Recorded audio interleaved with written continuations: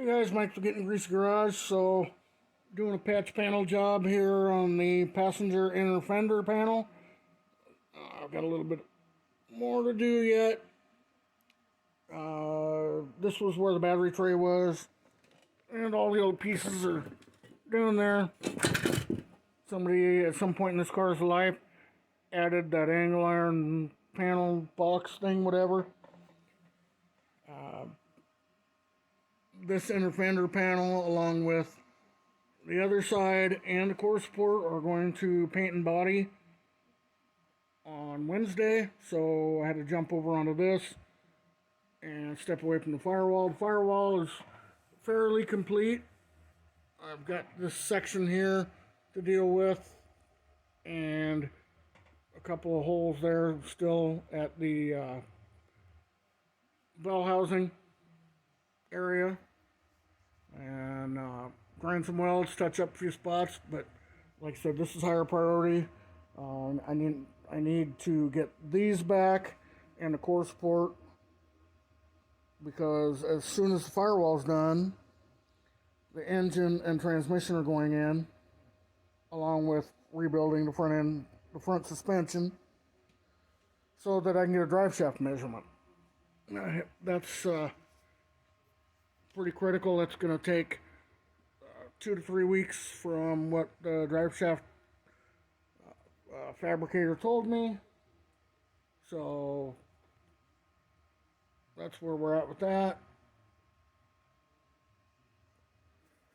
I looked all over the place, called all over. Everybody I could think of could not find a good inner fender panel, so it left me no choice but to patch this one. What was it? Max used to make a patch panel that you cut it off like right here, and it was all of this area. That's no longer available from what I was told, and it's kind of irrelevant now because I wouldn't have wanted to wait a week or two for it to arrive with shipping. So it's just faster to make my own part, or piece rather. This piece here I bent with Harbor Freight 30-inch sheet metal brake and a vise. Pretty simple, pretty simple, straightforward. Follows my lines pretty good. And got some grinding to do yet. A little bit of finish welding. I gotta finish some welding here. Trim this out. Add another piece, hammer and dolly this. Same thing here. And then do some grinding. What they say, grinder and paint make me the welder I ain't. So, anyway, that's the update right now. Just rust repair. Rust repair, rust repair, rust repair. Yay. But with the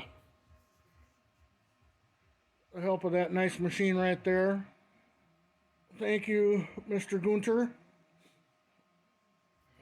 That's going to make all of this a lot easier to deal with than constantly fighting the welder that just didn't want to cooperate. It was not a bad machine, but not really made for sheet metal work, more for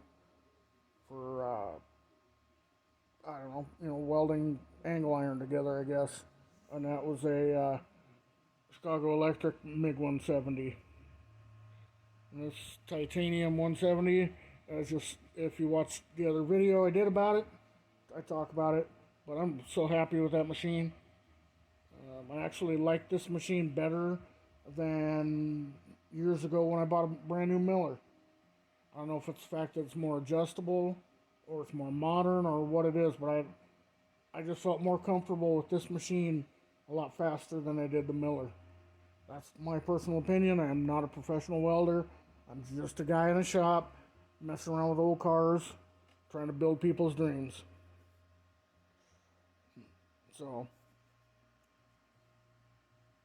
anyway, that's where we're at for now, and I just want to say thank you to all the new subscribers. stick around with the build here. This is a ongoing thing, and the more I do, the more I'll show. It's really tough to film a lot of this stuff while you're doing it, especially when it's repetitive stuff like cutting out rusty metal and just welding it in. If you want to watch how to do that, there's Fitzy's Fabrication. He's one of my favorites. Uh, Make It Custom, which is what they call themselves, Jap Hands that fell up in Canada. Bolting guys are up in Canada. Canada seems to be the home of the great metal workers. But if you want to learn how to do it the proper way, go watch those guys. If you just want to see that I've got some work done, then this is where you come. Anyway, if you have any questions or comments, you want to leave them, and stay tuned for more because this build's only just begun.